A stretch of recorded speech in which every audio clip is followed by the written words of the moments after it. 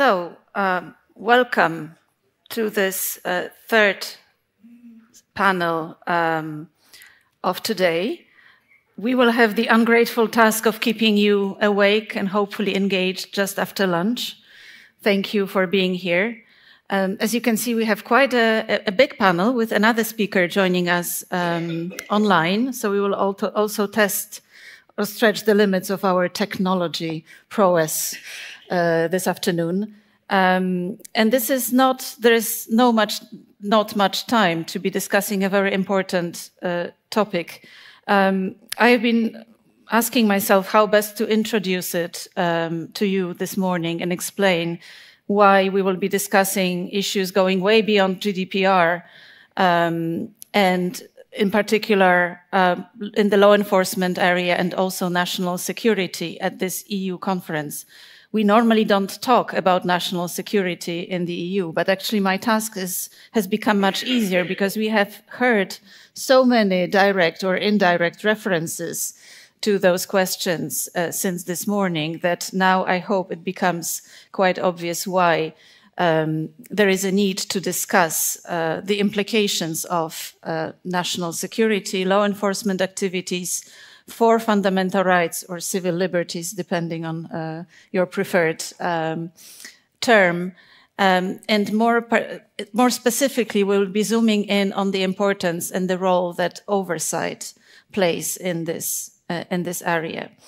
As I mentioned, until recently, this has not been a topic debated in EU events, and this has to do with the exemption for national security in Article 4.2 of the treaty that declares that national security remains the sole responsibility of each member state. However, in recent years, the Court of Justice has been steadily expanding or asserting jurisdiction over some aspects of national security activities, in particular where data collected by private operators is involved. We have seen it in the series of data retention related rulings, but not only.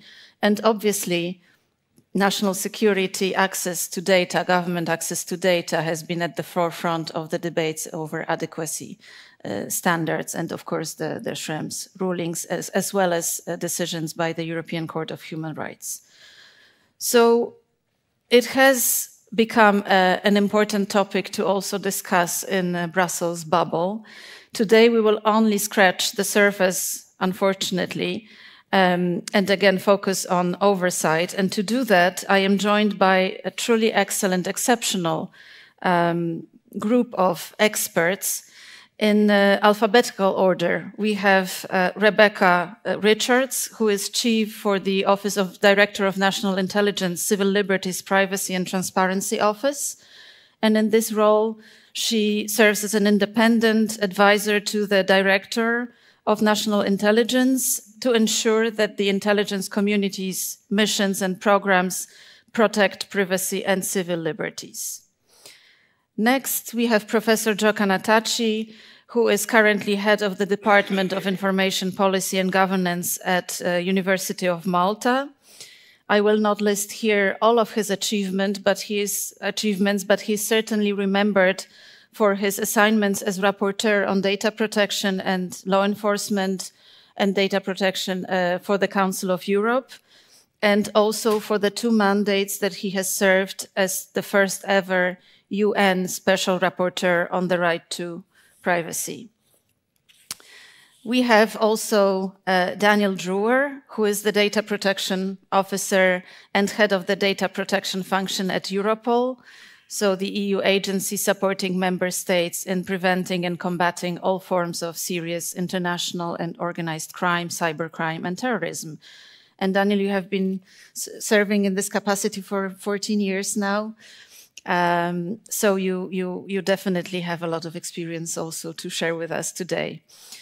Adam Klein leads the Robert Strauss Center for International Security and Law at the University of Texas. And previously he served as chairman of the United States Privacy and Civil Liberties Oversight Board, known under the acronym of PCLOB. which oversees counterterrorism and intelligence programs conducted by the US government. Joining us online, and we will see him soon, I hope, or maybe later, is Dr. Mario Utheimer from Vienna, who is scientific coordinator at the EU Fundamental Rights Agency, FRA. And in addition to work he has done on data protection and privacy, other aspects of information society, freedom of expression, since 2014, Mario has been managing the agency's research projects on surveillance by intelligence services in the EU, and specifically focusing on fundamental rights safeguards, remedies, and oversight. Finally, Dr. Thorsten Wetzling heads the research unit Digital Rights, Surveillance and Democracy at the Berlin-based think tank Interface, and his work focuses on the review of legal framework and independent oversight mechanisms for different modes of access and processing of data by security and intelligence agencies in Europe. So with that, I propose that we start with you, Adam. Among other projects, you have also completed the Strauss Center Safe and Free project. You've done other work, and you have been looking at the many ways in which rule of law countries regulate and oversee national security surveillance. What are, to you, the key lessons from that work?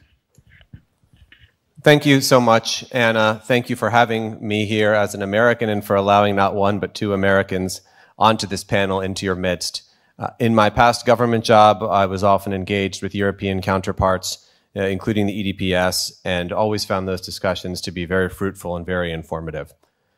Anna assigned me the task of delivering on the title, or at least the first words of our title, Zooming Out, and placing this discussion in the context of recent history and in the context of today's world and what it portends for the future. So I'm going to borrow as a metaphor the image of the Roman god Janus, the god of doorways, who famously looks in two directions. He looks inwards and he looks outwards at the same time. And I'm going to ask all of us to do that as we can look inwards within what we used to call the West. We can use the OECD as a proxy, or we can say advanced rule of law countries, and then also look outward to the broader world and think about what this discussion means about overseeing the use of state power means in the context of a world that is changing very rapidly and in ways that may not have been what we all predicted just a few years ago. So first, looking inward. I would argue that we, collectively, the community of people in this room and our friends beyond it, who care about rule of law, data privacy, and oversight, have spent most of the last 20 years looking inward. Of course, the Snowden revelations were the most famous caesura with massive impact within the United States and on data protection and cross-border transfers beyond it. But you could also look at things like the decisions around PNR, passenger name records, and the Terrorist Finance Tracking Program, which is something that we looked at during my tenure as chairman of the PCLOB, as other examples of inward discussions among reasonably like-minded nations about the terms on which government should access personal data. Those discussions, to sum up a very complex topic in a few words, were fruitful. Arguably, they were incomplete. I won't belabor that point here, but I'm happy to talk about it in Q&A and over coffee. I'm also optimistic about the future of these inward-looking discussions among us, among the West, among the OECD nations, about what we can learn for each other, and I will try to close on that optimistic note.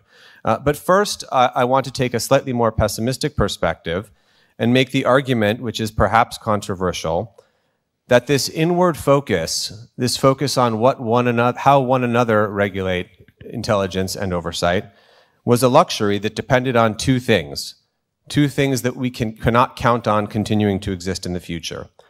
The first is the dominance of US commercial platforms. We all know who they are.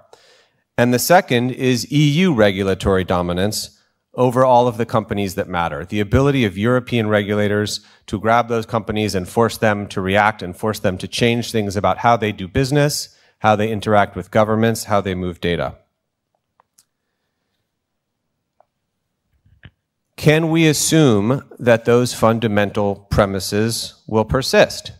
And if we can't, we may no longer have the luxury of arguing about the details as the fundamental premises on which they depend are eroding around us.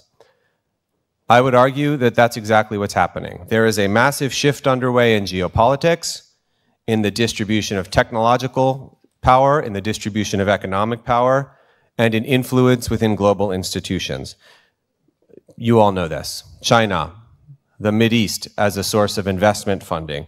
Russia, despite its invasion of Ukraine and the negative publicity that has appropriately generated for it in the West, it continues to have partnerships abroad and influence in places like Africa. I'll give you a few examples that I think are especially trenchant. The top 10 cloud platforms are all from the US and China. The top 10 social media companies, 6 are from the US, 3 are from China, and the other one is Telegram. That's by users.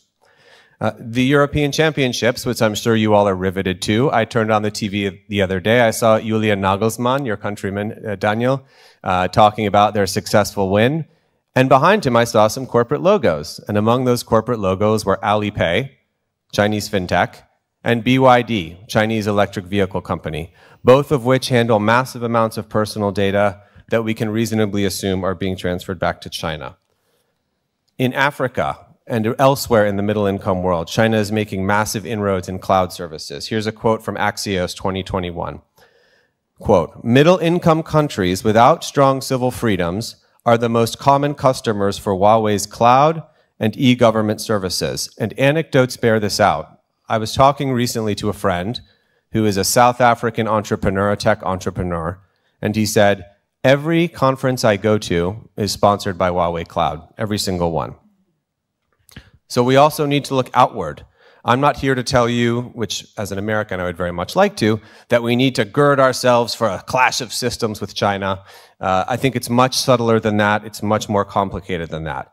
At a minimum, we can say that we are going to be living in a fundamentally different world where the values that all of our inward-looking discussions about the US versus European approach, that all of these discussions rest on, those values can no longer be presumed as the dominant ones that are programmed into global order. In that light, I would argue our differences, the difference between our systems, while still important, fade a bit when you're looking at counterparts where the very idea that the individual has rights that can be asserted against the state are not accepted. Now, the good news. I do think that there are productive changes happening in how we discuss these issues among like-minded countries, among the US, Europe, Japan, other OECD and Five Eyes colleagues. The OECD Declaration on Government Access, which Torsten supported, was a major step forward. I won't describe it in detail. I'm sure you all know about it. The Department of Justice's memorandum on who is a qualifying state for under the new data privacy framework between the US and the EU, I thought was a pretty enlightened approach to it. The Data Free Flow with Trust initiative is also another example of looking past differences to find commonalities. Another example of learning from one another is the Data Protection Review Court that the US recently created, which I would argue demonstrates that the US is learning from European approaches and has adopted, in fact, some of the features of redress mechanisms within the EU. And so we are seeing that comparison among like-minded countries is now producing concrete benefits in these inward-looking discussions. Last word. Common challenges that I think we need to confront in light of these global changes. I won't talk anymore about China, but populism versus technocracy, I think this is an area where we are all struggling to find ways out of this oppositional challenge. These discussions can be very useful on that challenge. And then AI. How do we oversee the use of technology where the data processing that is taking place is fundamentally inscrutable and opaque? These are all journeys that we are going to have to take together. And so I look forward to this discussion and to working with all of you in the years to come to find pathways forward. Thank you, Adam, for this indeed a very broad and large, excellent introduction to the discussions that will follow. Daniel, with you, I would like to zoom back in to a maybe more micro level. It seems that the combination of evolving threat landscape and also technological progress is somewhat blurring the lines between traditional law enforcement approaches and intelligence methods and techniques, such as the use of spyware or bulk collection of data. Would you agree with this assessment? And how to safeguard the rule of law and civil liberties in this context? Thanks a lot, Anna. Thank you for inviting me to this panel to share with you some points. I know that I don't have a lot of time on the topic at hand with this distinguished panel. But first of all, I would like to congratulate the EDPS to its anniversary, 20 years. I think best time of your life will start now. So, well, the question I could give you, especially related to the question whether there are actually blurred lines between law enforcement on the other side and national security on the other side, because that is often stated, I could give you a straightforward answer by looking into the Europol regulation. So if you look at the Europol regulation, Article 2A talks about competent authorities. And I'm not reading now this 2A, but what you will see is the competent authorities Europol can cooperate with are partly also belonging to the sector of national security. And I think the legislator did it in this way because the legislator understood there must be a common effort in the fight against organized crime and terrorism. So it was not excluded by the legislator, and in the Europol regulation that point is rather clear. When we look at the challenges, and there I agree with the previous speakers, the challenges that we find in this particular area are, the first one is, and that was mentioned already this morning, and it was quite interesting that the panel in general on data protection turns so fast in the area of law enforcement and national security, so it might be a very important topic. The challenges are, first of all, the Vice Commissioner said it this morning, well, there's a vast technological development. And what we don't see anymore at this point in time is actually an equality of arms between criminal networks and law enforcement, because a race is ongoing who has the technical advances in order to be better to pursue its mission. The other point, and then I'm talking, of course, as a data protection officer of Europol out of the perspective of Europol. If you look at the Europol strategy, what we see now is that we expect in 2027, we expect 1 million messages sent to Europol via our secure network, Sienna. Last year, we had 190,000. So there you can see the tsunami that comes, which is, of course, good. It is all data needed in the fight against organized crime and terrorism. But we are dealing with this, the exponential growth of data sent to law enforcement and how law enforcement can deal with this information. Coming to the main topic of this panel, and that is actually the question about, and Anna, you rightfully at the beginning introduced it and saying, well, national security is not really under the jurisdiction of the EU, and we all, I don't want to start the discussion on the data retention decisions that we heard this morning already presented by Hendrik Ohr. But one point I think that we can see out of the court decision is clear. Only to say this is national security doesn't mean that there's no data protection. I think there the court was quite clear on this point. And at Europol, we took this as and I'm proud to say this, it was an initiative of the Data Protection Office of Europol to say, well, there are these court decisions on data retention. How can we actually use the openings that are in these two court decisions to make this work? So we invited all the experts from across the European Union that are experts in this particular area, and there were 50% legal experts and 50% technical experts, to actually look, how can we address the concerns that the court has to make this work? And I think that was quite successful. Another last point that I would like to make, which is something, because I'm just coming from the management board of Europol this week. So the executive director of Europol gave a note to our highest governance body, the management board, about the Europol strategy. And she said, well, what we have to ensure, we have to gain trust, and we have to have data protection compliance. So that is a bit of a new notion now, because she said, well, data protection compliance, that is given. That's in any case you have to have. You have to work on trust, to gain trust, And then, and that what I also derive from her words is, it's not just a trust in that Europol is, together, of course, with the European Data Protection Supervisor, where we very closely cooperate. We have almost weekly contacts with the European Data Protection Supervisor. But it is that, of course, the trust is gained also on the basis of data protection compliance, but trust is also gained in the fact that the citizen knows that Europol is operational and that tries its best to have the data protection safeguards built into our systems and therefore achieve both security on the one side and privacy on the other side. I think that brings me to the end of my presentation. I just wanted to make one point, because if we talk about what actually data protection compliance is a bit more than the compliance with one fundamental right. What we see in the cooperation, in particular with third states, that of course fundamental rights in its totality is important for the police. But I think and I think as data protection experts, we can be proud of, that the compliance of law enforcement with technical and legal data protection rules is at the end also a litmus test for democracy. It tells a lot about the relationship between law enforcement and the citizens. So, and that's why if you ask me, well, what is data protection actually more when we talk about the processing of personal data in the law enforcement context, that is it.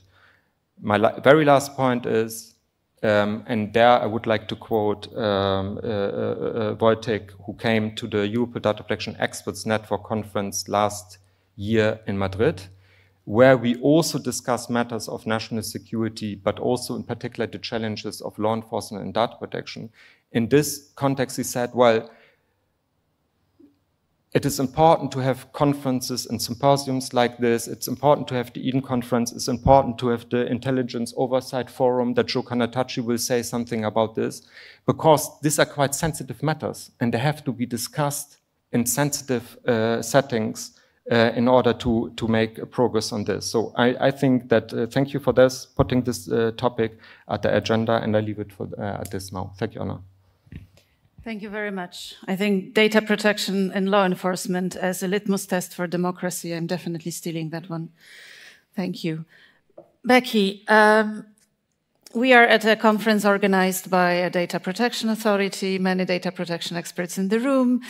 The intelligence community has a reputation of invading individuals' privacy at a massive scale. Adam already mentioned the Snowden revelations, that did not help, that fueled debates about surveillance and security versus fundamental rights that have been raging for over 10 years now and definitely influenced policymakers and the courts. What lessons do you draw from these debates? And is the intelligence community doing enough to respect fundamental rights? And thank you for inviting me and including a second American on this panel. Maybe just a little background. So I work for the US Director of National Intelligence, and she reports to the President for Intelligence Matters. And in that role, she both leads all of the US intelligence agencies as well as oversees them. And my role as the Civil Liberties Protection Officer is to provide policy guidance, to provide oversight, and to provide redress as it relates to civil liberties and privacy. So my office is the office that will receive complaints under the data privacy framework as part of that redress mechanism. And that's important because some of the conversation today, I think, is so important to say that national security and data protection are not in opposition. They need to be complementary. That's been mentioned a few times, particularly from folks who are on those sort of lines of national security or law enforcement. And as Daniel said, this is actually what distinguishes our democracies from authoritarian. This is what it means to do surveillance under law. And so what does that actually look like, and how do we actually implement that? It's one thing to have a law, and the law is a really important piece to have there. And so in the United States, we have several of those laws that cover how the intelligence community will function. But that's just on a piece of paper. We need to animate that, and we need to ensure that those are actually being followed. And as the gentleman in the last panel talked about, the person on the front lines is actually making the right decisions as it relates to privacy, fundamental rights, civil liberties. They're the ones who are interacting with the public in many instances. Or in my case, in the intelligence community, nobody may know what we're doing. So how do we build that such important trust? You have a set of laws. And then you have to have, and so I think about it as we have transparency, accountability, responsibility. In the transparency space, we have those set of laws. And prior to the leaks in 2013, those laws were on the books, but there wasn't a lot of animation beyond the conversations in classified space for the intelligence community. There was a lot of work that was done in those classified spaces, but the public didn't have an appreciation or understanding of what it was. I'll come back to that in a minute. You have responsibility. Is it clear who is responsible for actually implementing these laws? Again, in the United States, we have similar to a DPO, we have civil liberties and privacy officials throughout the intelligence community, as well as across the federal government. And then most importantly, you have that accountability piece. Who is actually making sure that what was said was going to be done is actually being done? How do we check and make sure? And again, in this space where so much is classified, that is important. When I look at the last 10 years, the place that we had the biggest gaps was in that transparency to the public. And we have spent the last 10 years trying to regain the trust. And we started by talking about what our privacy protections were. And we also talked about when we made mistakes. And that was a good first step. Our second step was to start giving statistics about how we actually use those authorities. Again, that was a good. And we engaged extensively with civil society, with academics to talk about all of these things. And what we have most recently started to do is to explain, when possible, how intelligence is protecting people's day-to-day safety. What are those instances in which national security allowed them to have the freedoms? And the biggest example we see is the use of intelligence on the invasion from Russia to Ukraine. And that was really a space where you start to see what is that role of the intelligence community and how are they influencing that policy. But we also see it in some of our reauthorization of our laws, where we are starting to give examples so that people understand it's not just someone scary listening in the corner, that there is real value in both the work of the national security and in protecting those privacy. And we will continue this journey, but I think we're continuing to work there. I'll just finally note that when I started my job prior to currently, I started the Civil Liberties and Privacy Office at NSA. I'm a privacy professional by training. And when I walked in, what I realized was we had an amazing ability to protect privacy and no ability to talk about it. No one at NSA had said anything about all of the work they had done. And that piece is what erodes trust in a democracy. And so we are continuing to work through that because at the same time, we need to ensure our adversaries aren't using that information against us. Thank you so much, Becky. Now we will try to go live to Vienna and to hopefully have Mario with some slides. Mario, welcome. Thank you. Thank you very much for agreeing to be with us, even if not in person this time. So, the studies that you have done for FRA on surveillance by intelligence agencies in the EU have provided unprecedented insights into the legal frameworks applicable to such bodies across EU member states. And also, it provided a much better understanding of how national legal frameworks are applied in practice. You have also pointed out to some shortcomings or missing elements in terms of oversight over intelligence services and availability of remedies. Could you share with us the main takeaways from your work, and especially the latest update that I believe you have done last year? Thank you, Anna. Thank you very much for the invitation. I'm really sorry not to be able to join or to be with you today. So what I'll do, I'll try to answer the question that you have on the screen. And luckily, next slide, please. The European Parliament has provided us with a very short answer that I will, of course, follow, given that it's from the European Parliament, and basically goes through the various recommendations that the Fundamental Rights Agency has published in 2017. That way, you will be able to have a glimpse of basically what could be the elements that should be in place in order to enable a proper democratic oversight of intelligence services. But let's start, first of all, and I think following what Becky was saying, it's very important to set the situation, set the discussion in the context, and importantly, understand who we're talking about. I mean, I will focus only on intelligence services. Intelligence services help, as you know, to protect our national security. And in order to do that successfully, they need to work in secrecy. However, human rights standards require the mandate and powers of intelligence services to be clearly defined in a legal framework. The legal framework needs to be established to establish safeguards against arbitrary action to counterbalance precisely the needed secrecy. These safeguards can be guaranteed by a strong oversight system and effective remedies. For those of you who wish to have a detailed overview of how the European Court of Human Rights has defined the necessary safeguards, I would recommend you to read a recent judgment against Poland. The case is particularly interesting, not because, next slide, I'm sorry. The case is particularly interesting not because it covers both types of covert activities, those carried out by law enforcement and those carried out by intelligence services.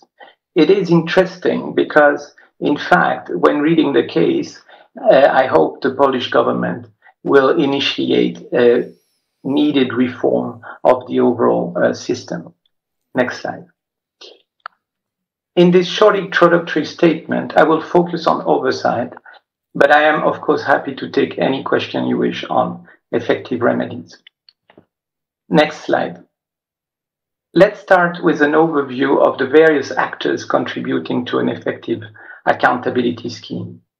As this figure shows, an oversight system relies on many players.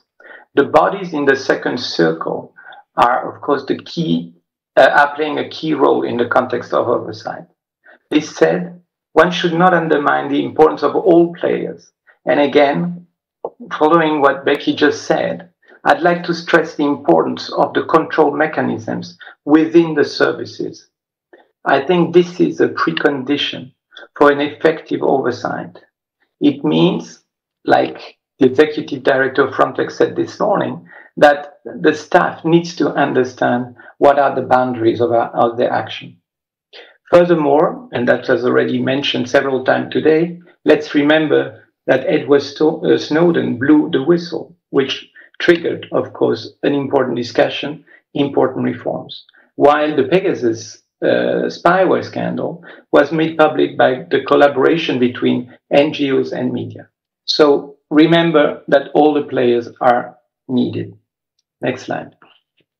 These slides provide you with a summary of the essential elements contributing to the setting up of an effective oversight. Each element should be established in the national legal framework. Let me underline, however, two challenges. First, and probably one of the most important aspects of it, is the importance of the adequacy between the powers of the services, that is the technique they have access to, and those of the oversight body in charge of supervising them. Second, the importance of the direct access to the collected data by people with sufficient technical expertise when performing oversight work. Next slide. In practice, often oversight structures are based on the collaboration of various bodies. One should ensure that the oversight body's mandate complement each other to achieve, and this is essential, a continuous control of the intelligence cycle. Next slide. Let me close with a description of a possible oversight model. When looking at the solutions adopted by the 27 EU member states, one is confronted with a great diversity. This is due, of course, to our diverse constitutional settings, especially in an area that was not affected by European integration. In 2023, the European Parliament asked the FRA to present the various oversight models in the EU.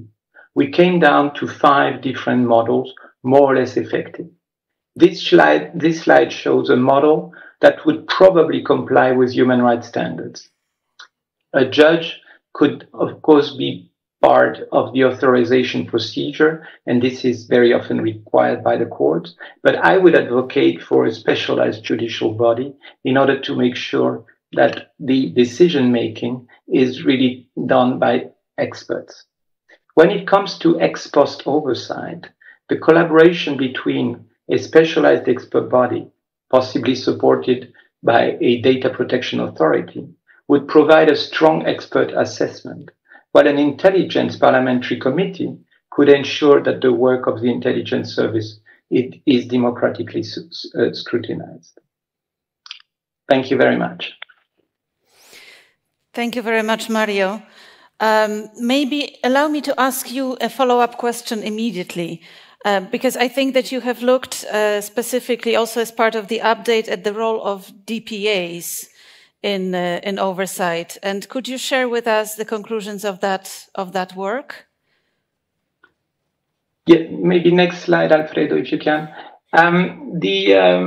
What I mentioned basically is that the national oversight implies a cooperation between various bodies. It is up to the member states to decide, of course, what role could DPA play in the context of intelligence services oversight. What we found out is in 2023, and I hope you have the slide, I'm not sure, yes. We have basically 18 specialized bodies dealing with oversight of intelligence services. Those are the bodies whose mandate is really only focusing on intelligence services. There were 16 when we last published a report in 2017, so a little increase. Now, what was important, and which something that we didn't think about initially, was the impact of the 2016 European data protection reform, since it led to important changes in intelligence oversight. The 2016 reform led to overall a restriction on or an exclusion in the powers of national DPAs to exercise oversight over intelligence services in some countries.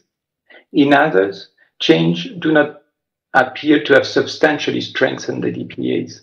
In some member states, the reform, on the other hand, appeared to have reinforced the role of DPAs.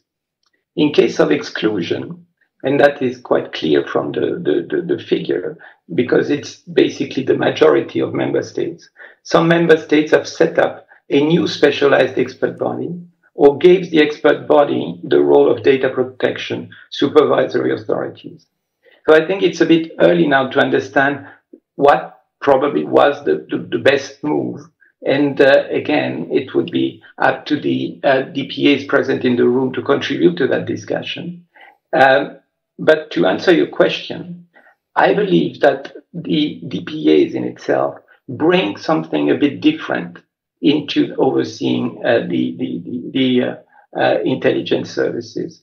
With their data protection background, they bring basically another look at what needs to be observed in the work of the intelligence services.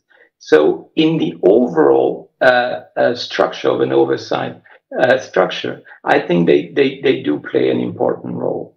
But to come back to the concept of continuity, independently of whether you have a DPA involved, I think what is essential is that you don't have any loopholes in the controlling of the intelligence cycle. Thank you. Thank you, Mario. So what we need to understand after this session is certainly that oversight in this space is more and not necessarily only limited to oversight by DPAs. But Thorsten, you have worked, among others, on implications of evolving technical capabilities of intelligence agencies for civil liberties. And I know that you have strong views on the role that oversight does play or should play, and what is necessary to be put in place to make it effective, both from the point of view of personal data protection and oversight more broadly. So over to you. Thank you, Anna. Thank you for the invitation. Thanks to all of you for coming and listening, and for your anniversary to the EDPS. Very much involved and happy about this. I'm not sure what qualifies as strong view, if you put it like this. I think I have views from experience of looking into the institutional design and the work of oversight bodies. And I looked at Wojciech's concept note, and I wanted to figure out a response in my brief introduction to two things: the role of oversight and what makes oversight effective. So some of my previous speakers have elaborated on two of those dimensions. I would like to contribute to that, and then lastly also say what data protection can bring to this space. So of course, oversight bodies play an important role because we know there is a lot to be said about the legal framework for national security, data collection, and, but laws can only go so far. Even as good as they are, they need to be independently reviewed and verified that the safeguards and the standards that are put forward in these legislations are being adhered to in actual practice. And that is important for legitimacy, for trust. And these are not just vague terms, and of course also for legal certainty, because some legal terms need to be interpreted by oversight bodies, and their interpretation contributes to the legal framework too. So there are several factors that contribute to effective oversight. Way back when, I heard to the American ears that may sound a bell, like AAA. You need to have the ability, you need to have the authority, and you need to have the attitude, and all three of this makes perhaps oversight right. But I'd like to focus on two things. One is the technological foundation for effective oversight, and the second is binding powers for oversight bodies. When it comes to the technological foundation, we already heard from Mario that access to the IT services, access to the databases of the intelligence community is in the 21st century a very needed condition. And it's an actual game changer, because some really in Germany, some have it, others in other European countries are still wanting to have this. And it would allow you to give, first of all, a cartography of the entire intelligence IT landscape, to understand what are you reviewing. That is of importance for then doing audits of that kind. You can have access to log frames, and if you do have access to log frames, you can review the actual data processing that took place, and also whether data that should have been deleted has been deleted or not. And you can play with supervisory technology to get alerts, if some data processing took place that is unusual and highly suspicious perhaps. And it's not enough to just hire an IT guy in a very, a body of 10 to 11 people. You need to have a real agenda for effective oversight. And that is something that is work in progress in a number of countries.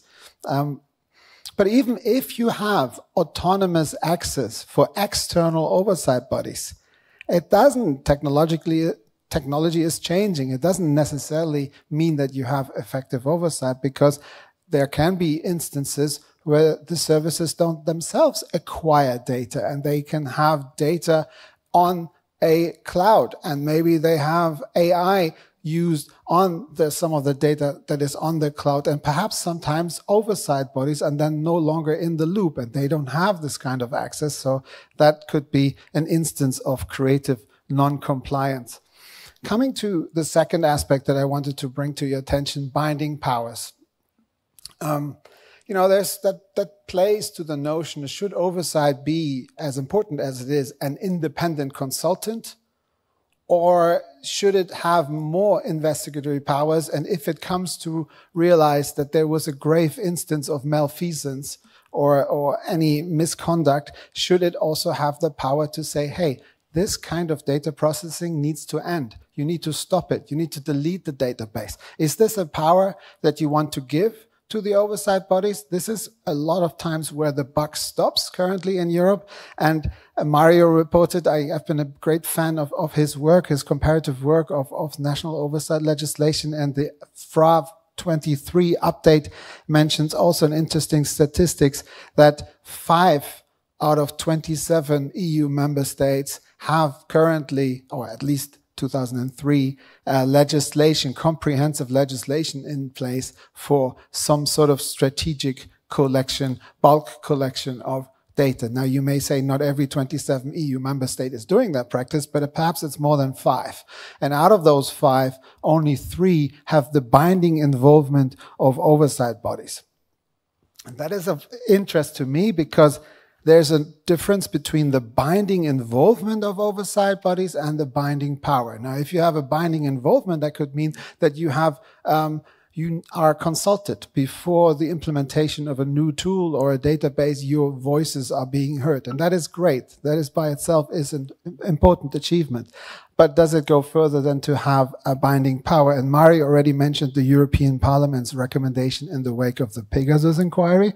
And there too, there's a paragraph where it says, well, without having a binding power, oversight is not deemed to be effective. So that gives us something to ponder. I think in the Netherlands currently, there is the positioning towards binding powers. In Germany, some instances can be said to have binding powers, but it's a very complex process with lots of steps and hurdles to overcome before you actually issue such a statement. And I mentioned also the German Data Protection Authority. It has actually filed a case against the Foreign Intelligence Agency recently. So that is something that brings us to the role of the DPA. And that's my final word. Anna, I know the time is ticking, and I want to give time to Joe as well. But what can data protection authorities, data protection contribute to this space? We already heard that that's not a given that National Data Protection Authority are involved in this space. There may be even talk of backpedaling the mandate of oversight bodies. Currently, there are reforms in Europe, and it's not a given that data protection authorities will maintain in the position that they are. But we heard this morning about data subjects' rights, impact assessments, these kind of things, that they come internal to the data protection authorities, and they have a long institutional memory and experience in doing that, and they do systematic reviews. And they also have a sense of information security that may not be so vested in some oversight bodies. When it comes, Becky will perhaps also speak about, the US new framework when it comes to commercially available data and sensitive commercially available data, and what that could mean as a national security risk. And here, the German DPA, for instance, is not just data protection, but also information security. And that is an interesting nexus. And with that, Anna, I'd like to leave it for now. Thank you. Thank you. A lot to unpack there, but let's move to Joe first. Joe, you have worked extensively on privacy and data protection in both law enforcement and intelligence contexts in many jurisdictions. What are, in your view, the most promising avenues available to preserve democracy, rule of law, and fundamental rights in this space today? And what are the biggest challenges? Okay, thank you very much. And of course, I join, my colleagues in thanking the EDPS for the invitation to be here today. And the great advantage of coming in at the end of 5 other speakers is that they've saved you 50 minutes of saying this more or less the same thing. Because, I agree with Adam on both the optimistic and the pessimistic outlooks. I agree with the fact that the Americans are learning something from the Europeans. I only wish that the Europeans were learning something from the Americans too. And in fact, sometimes, since you've asked me what I've learned that the Europeans don't like to be told that they're not getting everything right. So being a staunch European, let's face some facts, shall we? The first fact is that we should not be surprised that this is a messy business and that we're in a bit of a mess, right? Because when I first started off in this subject, 40 years ago, and just opposite me is Peter Hustings, and I wonder if he remembers one of our first discussions in Strasbourg going back 40 years, because it was the time when the Council of Europe was discussing Recommendation 8715 on data protection and the police. And it was a time when we were only, 17, 19 data protection people in the room. But when we discussed the police, there were many more home office and internal security people in the room than there were data protection people.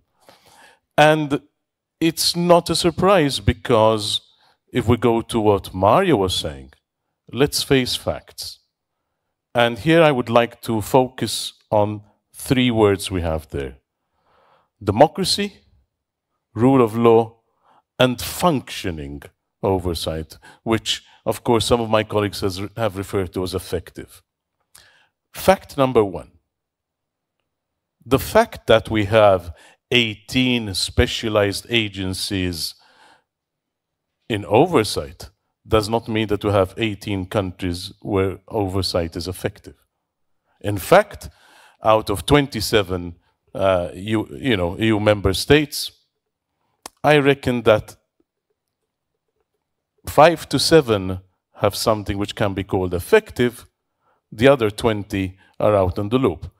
And let's name some names, shall we? Let me make myself even more unpopular, right? Where's Italy in all this, right? What is Poland doing, right? And we have a long series of other countries which I could mention, including my own, Malta, right? Where my friend, the Data Protection Commissioner, is here, and he's a very nice and sensible chap, but does he have any competence over what the Maltese Secret Service does? No. And so I could go on, but this is a nice and happy occasion. We're having a happy birthday party here, so let's be nice and happy about it, right? You see, let me start with democracy. We have to start with democracy. I started democracy when I was UN Special Rapporteur, and I upset a lot of people by telling them, while I will obviously have dialogue with the Chinese and the Russians and other countries, but I'm not going to pretend that they're serious about it. I just tell them, listen, I have seen, yes, I have had a lot of experience, and that experience includes watching the Chinese and the Russians, amongst others, but principally them, trying to intimidate people.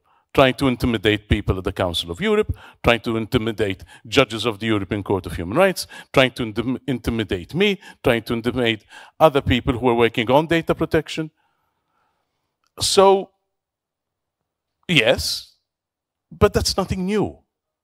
When the United Nations was formed in 1948, when the Council of Europe was formed, let's remember what Winston Churchill and Adenauer and others were saying. We're starting a club, people can join gradually, and people can change gradually.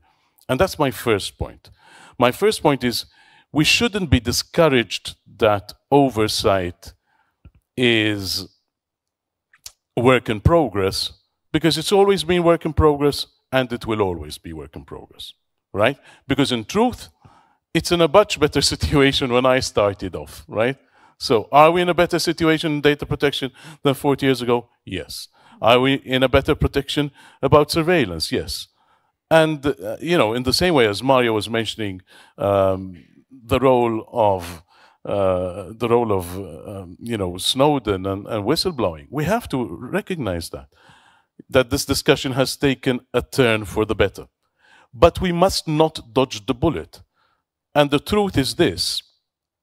One of several truths which I'd like to bring to the attention of all the friends and colleagues here. Truth number 1. unfortunately, we have a problem which goes back to Greek times, that we have politicians involved, right? Now, so try and get anybody's attention in June of 2024 about the priority of properly reforming oversight in your countries. And the truth is, between Ukraine, Gaza, and everybody's domestic elections, forget it. So, first note of encouragement, drink water or any kind of alcohol responsibly, take it easy, breathe deeply, and wait for the next 20 years.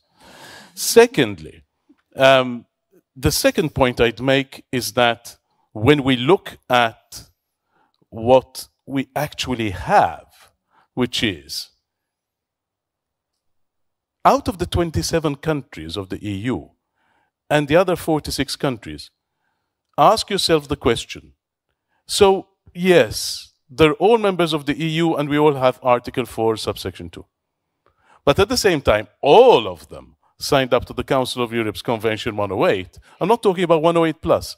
I'm talking about 108. I'm talking about Article 9 of 108, where we also have, as we look at the jurisprudence of the European Court of Human Rights, where we also have the requirement for effective oversight, which is now made explicit in Article 11 of Convention 108 plus.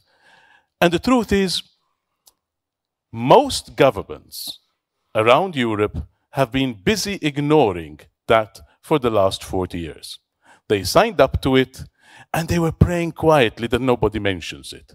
Because if they had to be taken to the court, if they had to be properly audited, many of them would be found wanting. In fact, I would say most of them would be found wanting. So let's not forget that we have 46 countries at the Council of Europe, we have 27, and before I bring things to a close, I'd like to remind you that out of those 46, 6 perhaps come close to effective oversight, 10 if you're especially happy after the garden party at the EDPS, but not much more. Which brings me back to something that we can try to do. What can we do to get challenges and overcome challenges? The greatest challenges are also tackling the culture, right? Tackling the culture, not only of the politicians, but especially of the intelligence agencies and the police, which is where training and education come in. We have, the teams that I lead have the good fortune and honor of hosting this year the International Association for Intelligence Education, and we have more Americans than Europeans coming, so please go home and do something about that. We also host every year the International Intelligence Oversight Forum, where we have data protection agencies, because since we didn't have clear architecture on heads when we set out, we do have some DPAs who are also responsible for intelligence. And because of the fact that police work and intelligence work and national security work will continue to fuse and will continue to have blaring lines, let's remember that the primary thing that we're trying to protect here, which is, 1, fundamental human rights, including especially privacy, 2, democracy, they come together. So we need places where this discussion takes place, where it continues to take place, and where we find effective solutions. What the citizen is looking to from us are remedies. Do they have a real remedy? And perhaps we can speak about that after the Q&A, or else when we run out of time during coffee. Thank you. Thank you, Joe.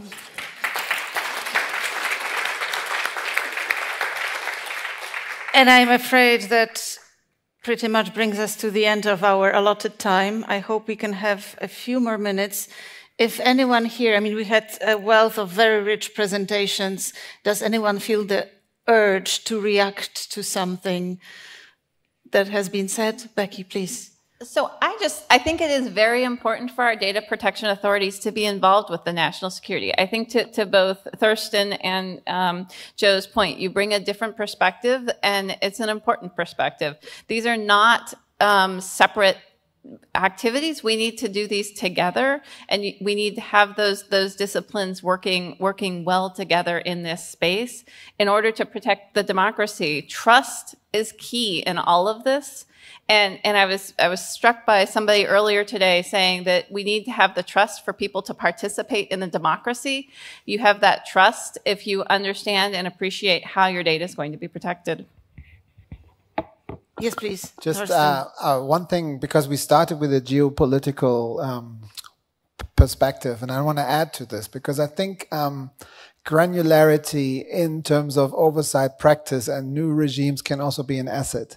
Can be an asset because you want to lead by example against arbitrary, unconstrained, disproportionate government access to data, which some authoritarian regimes practice. They do have better laws. They are implementing better laws by the day.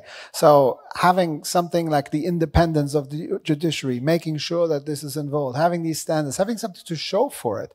And there, I think, is what Joe also mentioned, like work in progress that plays off, because you can show by comparative examples. A lot of Western democracies stand before different challenges, and they have adopted different ways, but some of them have been very innovative in addressing some of the challenges, and you can use this in your dialogue. You need to have dialogue with China and Russia, obviously, but you can say, look, this is not our view. We have something to show here, and this is an asset rather than a luxury, in my view. Thank you.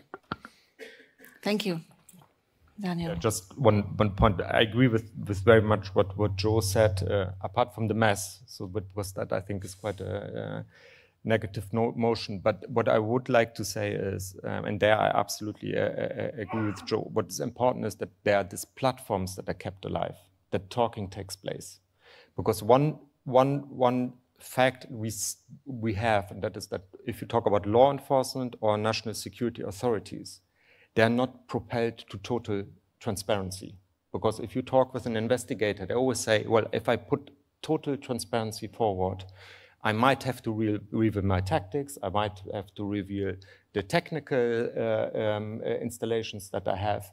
And that is the problem. And I think there, the data protection community is called upon. The data protection officers that talk with each other. Becky invited me last time to Washington, and we talked actually with the data protection officers of the NSA, of the FBI, so that you have this first contact, but it is also tasked for the data protection supervisory authorities to work on this maybe indirect access and to shape a transparency that fits and allows still the agencies to be operational and fulfill their mandate. Maybe before, I mean, I'm sure we could, thank you, we could go on for hours, but I would feel really bad if I didn't check if there was some pressing questions from the audience. There is one there. Oh, sorry. You'll get a mic in a second. If you could please also state your name and affiliation. Thank you. And then you. Thank you. My name is Diana, and I'm a DPO for Biopharma. Rebecca, this question is for you. You talked about transparency, accountability, and responsibility. And we have fundamental rights, security on one hand, the privacy. I would like to also add public health. And because now we are entering into the European health data space, so that's something that somehow I have some questions about it. But my question is, do these public authorities do the balance, do the assessment, have them in the records? Because this will bring transparency and accountability, and I think this is completely linked to the trust that you want the individuals to have. So, thank you for the question, and I think this is the space where the national security, as Daniel mentioned, can be different. because we don't want to let our adversaries know what that information is and exactly what we're doing. And so what we have tried to do is provide a level of transparency, both in terms of the law and how they're implemented, both giving sort of levels of statistics and doing that at an aggregate level. So we aren't saying specifically when NSA goes to do a particular activity, here's the assessments that's done, but instead are rolling it up, and NSA, for example, will say, we did this many assessments that were along these types of areas. And so we are doing our best to give a level of understanding. Where we do have exquisite transparency is, for example, my office, the ODNI overall, has full access to any information that in any of the intelligence. Similarly, we have both Congress, we have special committees. We also have the President's Intelligence Oversight Board, and then the Privacy and Civil Liberties Oversight Board. So we've built, and I love the picture that that Mario gave. We often, I will say, we have many layers and many players to allow for that level of transparency that may not be to the individual. And you wouldn't want it to be down to the individual necessarily, because again, we need to protect that national security. At the end of the day, the Russians are very good at what they do, and they look at the information and say, how can I use that against them? Same with the Chinese. And so I can't know whether someone is, somebody who is one of those adversaries or not, but we look to find ways to have those conversations. And that is substantially a major change that has happened in the last 10 years.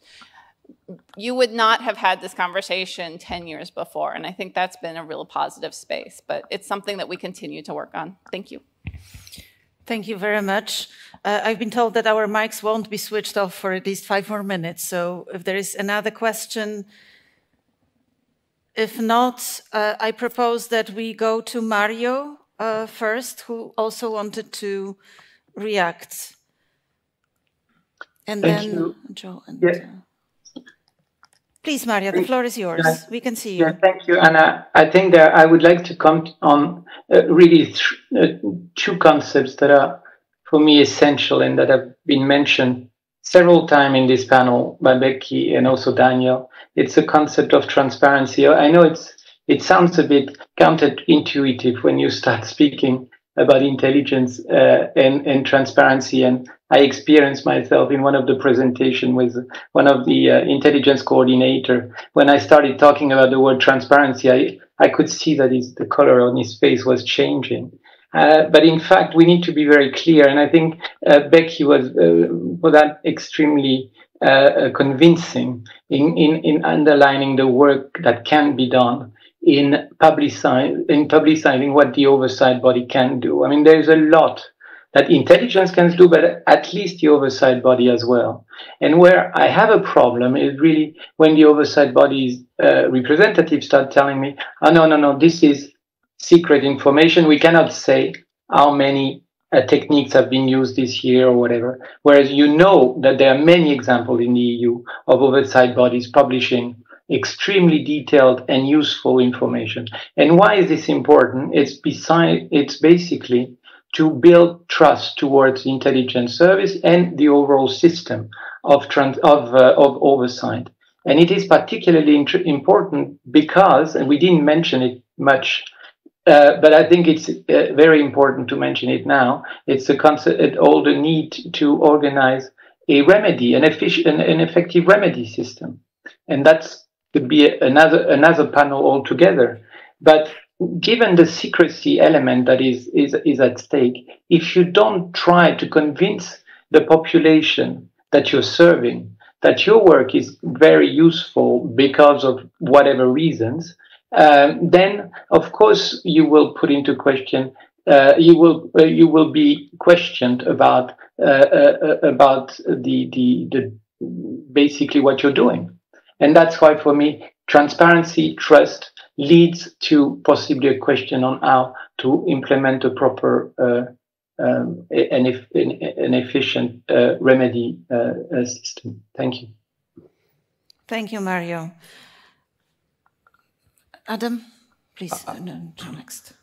I will close with my 2 wishes for the future in our discussions on this. The first is that hopefully we can shift our US-European discussions about oversight away from a lens of rivalry, whose system is better, is your system good enough for me, is mine good enough for you, to an appreciation of the beautiful diversity of the systems that we have, all of the EU member states on your side, and obviously the many institutions that we have in our government. My center, we sponsored a project, you alluded to it, called Safe and Free. You can go to safeandfree.io. We looked at 10 countries, including many EU member states, and I was struck by the incredible diversity of approaches. And I take this as a good thing. It's many opportunities for us to learn, for us to adapt what your member states have done to situations on our side that may match those same concerns. And the second wish is that we can continue these discussions and move them forward to the new challenges that we face, that we have in common. AI is going to be a very, very difficult thing to oversee because it makes decisions in a way, it processes data in a way that is fundamentally inscrutable and different from the types of processing we're used to. And then second, I want to return to this question, which is painful, which is difficult, but of populism and intelligence agencies and institutions of power. We've seen our struggles with this in the US for these two worlds to accommodate one another. We've seen challenges in Europe as well. Torsten and I were discussing the AfD in Germany, which is now electorally the second largest party and is also under surveillance by the Interior Ministry, the Verfassungsschutz. These are fundamental challenges that we have in common, and so let's keep these discussions going as we move together into this new and uncertain future. Thank you. And Joe, please. Thank you for waiting patiently. No, it's fine. Thank you. Let's, building once again, agreeing completely with Adam and with Mario, let's look at some of the things we can learn from each other. So, for example, we have to remember that we not only have a multi-speed Europe, countries going at different speeds, and the slight point of divergence, Adam, with me, diversity. Diversity is not always beautiful. It's sometimes beautiful, but it's sometimes messy. And what I have found is that if you look at the American example, and I'm sure that, in those moments of honesty, our American friends will say, not all of the 17 American agencies are working at the same speed or have introduced culture at the same time.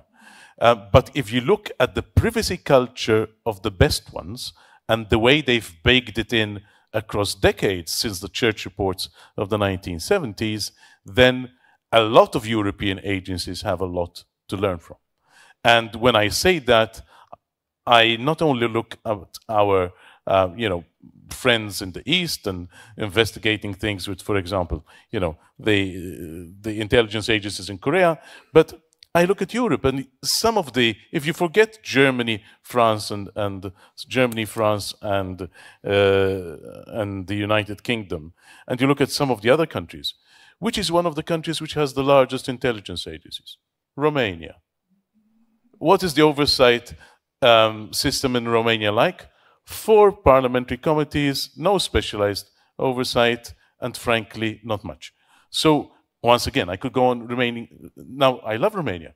I love all of these countries, but if we're going to be honest about it, we have to focus on those 3 words that Thorsten mentioned. Ability, authority, and attitude. Firstly, do they have the ability at law to do things? Secondly, do they have the ability through personnel, because it's useless having a law if you don't have the right resources. And we saw Mario going through the resources, technical, legal, etc. Do they have the authority of law? Are they messing it up, right? Are they, for example, are the current moves in the Netherlands going in the right direction or in the wrong direction, right? And finally, attitude. And I fear that this is one of the great cultural challenges we have, because transparency is part of attitude. Do a number of people in both the law enforcement and the intelligence sector, do they have the right attitude? No. Can they fix that attitude? Yes. Will it take time? Yes. Will it take generations? Yes. Will it take education? Yes. But finally, attitude also figures on citizens and the attitude of politicians. And we also have to work on those, and that's a much tougher thing. Thank you so much. I'm sure we could go for hours, but our audience also deserves a coffee break. So thank you so much for being here. Apologies for reducing your break. And join me in thanking this excellent panel for providing so much food for thought.